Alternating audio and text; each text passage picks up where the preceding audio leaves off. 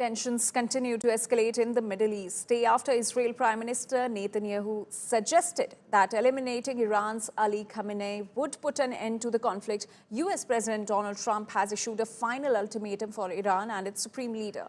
In a post on Truth Social, Trump stated that they know exactly where the so-called Iranian supreme leader is hiding, adding that at least for now, they are not going to kill him.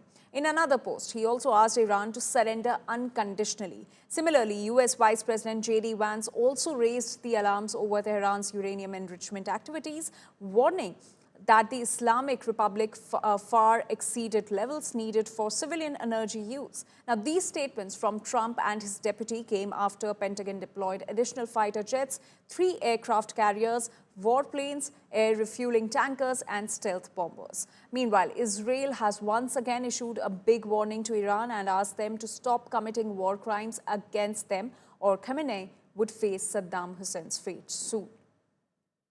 The Department of State has established the Middle East Task Force to help coordinate support for U.S. citizens, our U.S. diplomatic missions, and personnel and diplomatic engagement. The task force is operating 24 hours a day. Over the past week, to help keep U.S. citizens informed, we have issued more than 30 security alerts to countries in the region and updated the travel advisories for Iraq and Israel.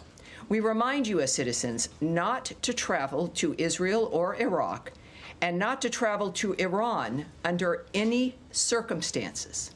عملیاتی که تاکنون اجرا شده صرفاً هشدار برای بازدارندگی بوده است و عملیات تنبیهی به زودی اجرا خواهد شد.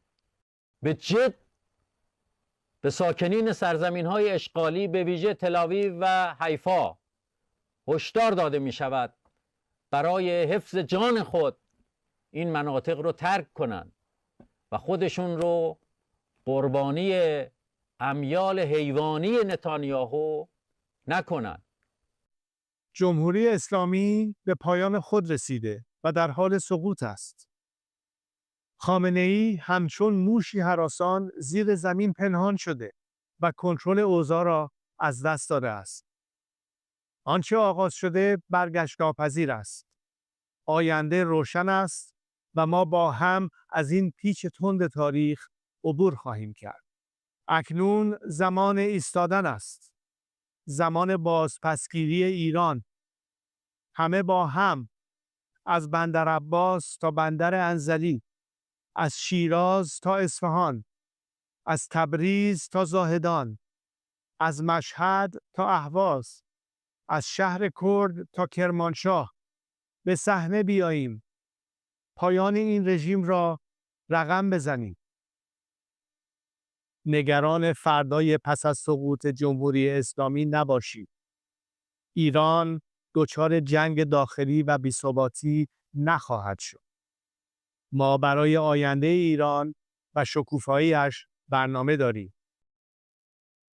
And India Today Global's Pranay Upadhyay is now joining us on the story. Pranay, amid the escalating conflict between Israel and Iran, now the United States has issued a stern warning to Iran, saying that they must unconditionally surrender in this rising conflict. Is that the only option now left for Iran?